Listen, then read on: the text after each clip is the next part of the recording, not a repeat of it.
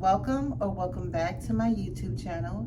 It is your girl Kay, and I'm coming to you with another chit chat video.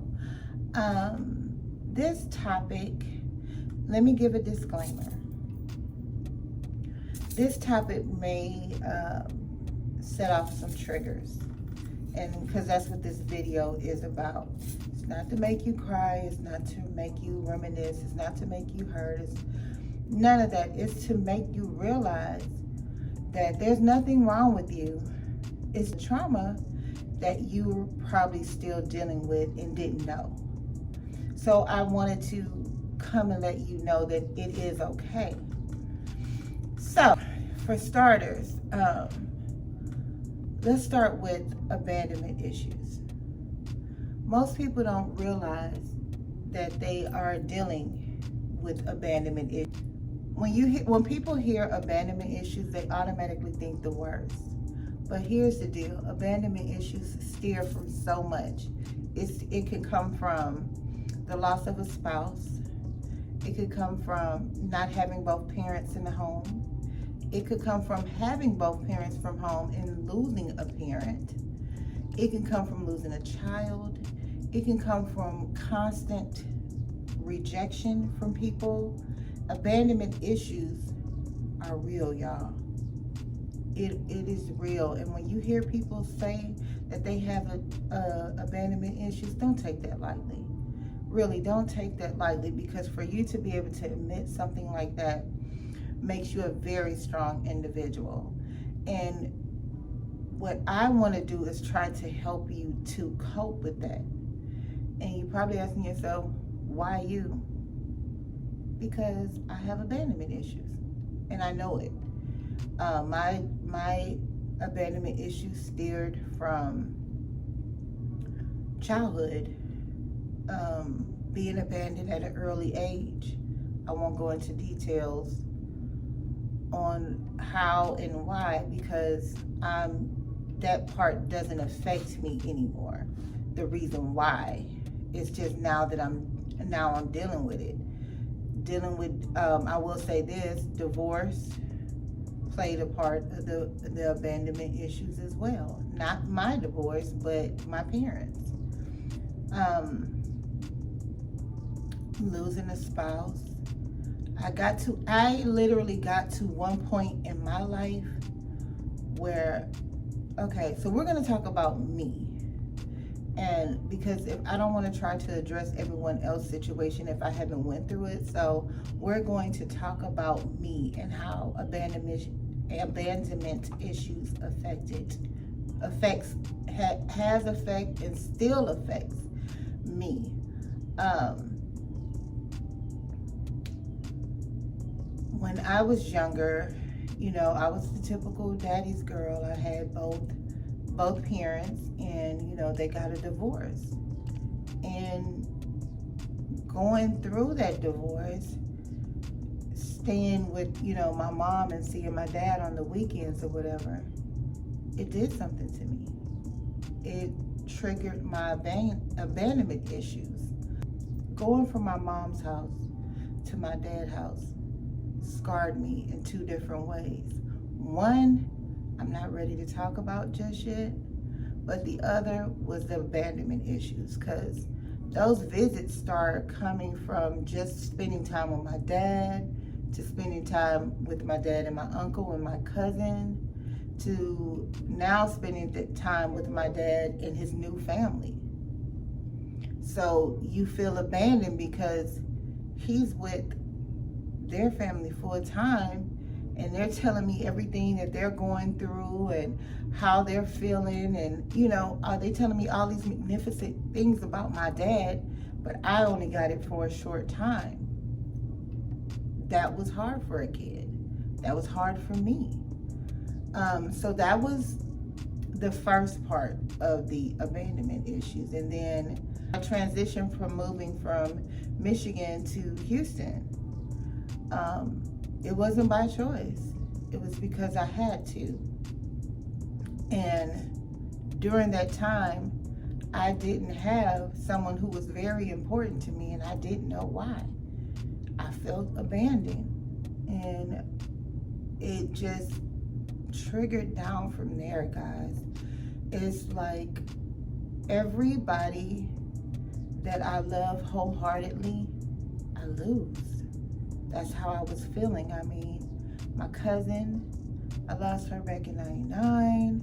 Before that, I lost a friend back in 91. I was just losing people that was so close to me that it scared me with love. And we all know, if you've been watching me, I lost my husband. The year I lost my husband, I lost my grandmother January 2007. I lost my grandfather May 2007, and I buried my husband in August of 2007. Needless to say, 2007 was not my year. I'm not as bad as I was at the beginning, but there's still issues that I deal with, and it's not the issues that you think. It's the abandonment issues that I feel now is kind of like in reverse. Like with dating, if you didn't love someone for 17 years and then it was taken away, the pain that I felt was so traumatic that it was like, do I want to do that again? Do I want to feel all that pain? So you know what I did? I wouldn't allow people to get close to me. I still kind of, and when I started that, I still kind of do that. I'm not gonna lie. I still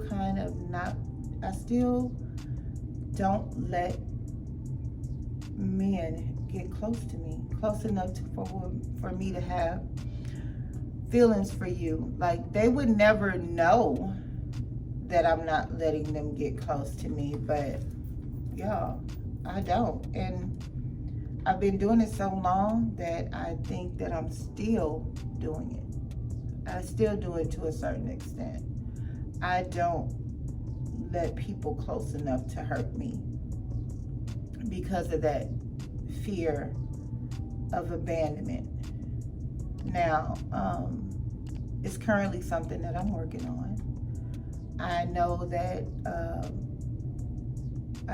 this is not just an issue for me, it's an issue for other people. So I wanted to open up my platform and not be afraid to talk about it, not hide behind it. This is my way of getting in front of it, and I'm challenging you guys to do the same thing. Whatever you're feeling like you're being abandoned or abandoned issues, face that feeling. Don't run from it. Don't try to ignore it, but don't sit in it either. I'm not telling you to handle it like I do, but learn how to handle it where you're not carrying it and wearing it, because it can take a toll on you. Let me tell you how I handle it, and maybe this will help for someone. For me, I treat everything in my life like a house, and in that house is different rooms in that house. So in one room I have like my friends, one room I have like the guys, one room I have family, work.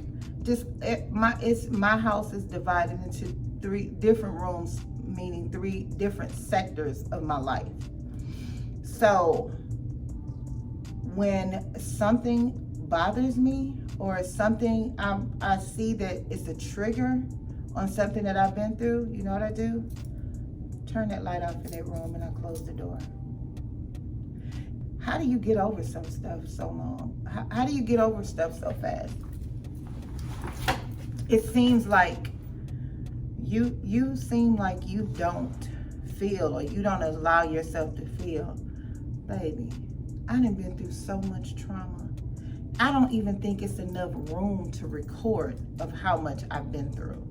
I've been through so much to where it doesn't make sense for me to hold on to something, because at some point you holding on to that pain is self-inflicting. If you're remembering or reminiscing or holding on or trying to play things over in your head to make sense of a situation, at this point you're self-inflicting the pain. You're stabbing yourself with the same pain over and over. Or it's a choice. I'm saying, you heard it here first. It is a choice. If you keep holding on, trying to play a situation over and over in your head, trying to see what you did wrong or what they did wrong or whatever it is, you are self-inflicting that pain to yourself. Stop it. Take notice that acknowledge that it happened and move on. Move on. This is not telling you not to cry. This is not telling you not to have those moments. It's telling you to move on. And you probably saying to yourself, really, it's not that easy. I've had to do it to family. I've had to do it to family, close family. I'm not going to name who, but if you know me, y'all know who it is. I've had to do it to close family. And though it's hard, you have to put you first, because if you don't, who else will? Y'all, my abandonment issues were so bad at my end of my 20s, beginning of my 30s, to where if you told me you were going to call me back and you didn't, it would hurt. I would never say anything. I would never make you feel away, but it'll hurt. It would hurt me.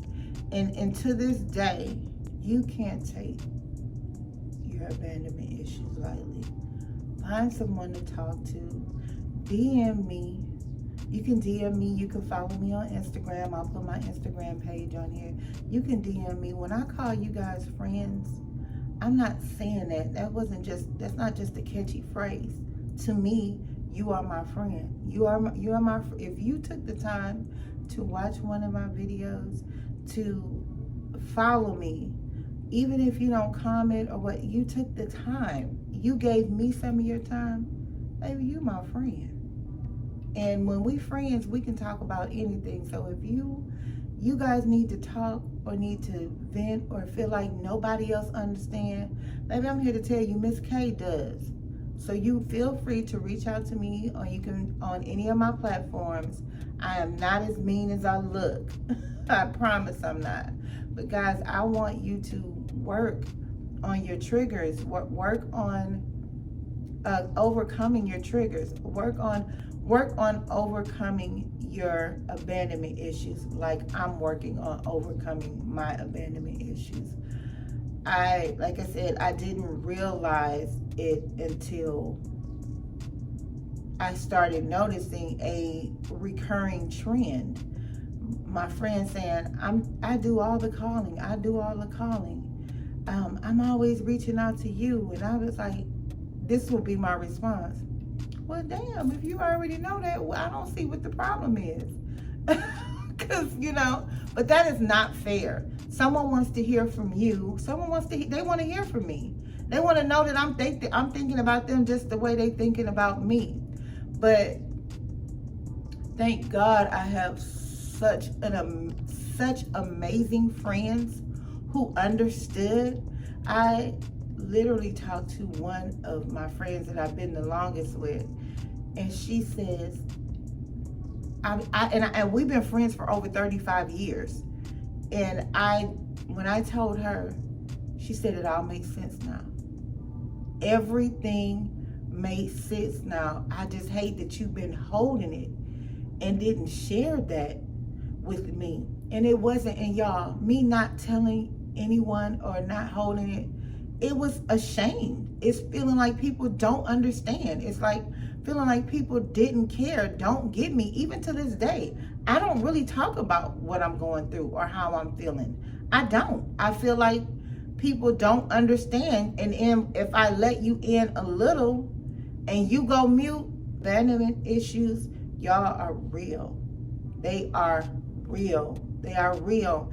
And I'm letting you know now, if you're dealing with someone or you have friends and you realize from this video that you do have abandonment issues, tell somebody, y'all. It makes it so much easier. It's made it so much, that's the first part of the healing process. And I didn't even know that. I didn't know that until I felt so free after I started explaining to my friends my abandonment issues. I really did. Once I start saying that's what it is, now I can, once you realize what it is, now you can fix it. And that's what I've done, and that's what I've done in some aspects, and that's what I'm still doing, still working on. It doesn't mean something is wrong with you. It doesn't mean you're a bad person. It doesn't mean any of that. It just means that you had some unforeseen situation that happened in your life, and now you're dealing with the repercussions of that. And like I said, I'm here for you guys, and I hope that this video was not all over the place. I hope that I reached at least one person, because then it was well worth it. And I want you to know, guys, I mean it. If you need someone to talk to, or if you want someone to talk to and you don't want to see a therapist or anything, call your friend Kay. Call me, child. DM me. Let's talk in the comments. If you want to email me, DM, put something in the comments where I can reach out to you, I will. I am a woman of my words. And one more thing. If you feel like you don't want to talk to me, or you don't want to talk to your friends, or you don't want to talk to anybody about this situation, if you're currently working for a corporate organization, most companies have this thing called EAP. Please look into that, because your EAP program is for you. It allows you to have 5 free visits that you can speak to a therapist or a psychologist or anything. Take advantage of that, you guys. Take advantage of it's a free service that's offered by your company. So if your company offers the EAP program, please, and I'll put what that means down here in the description, please go ahead and take advantage of those perks. They're there for a reason, and use them because they're there for a reason. Why not? What do you have to lose?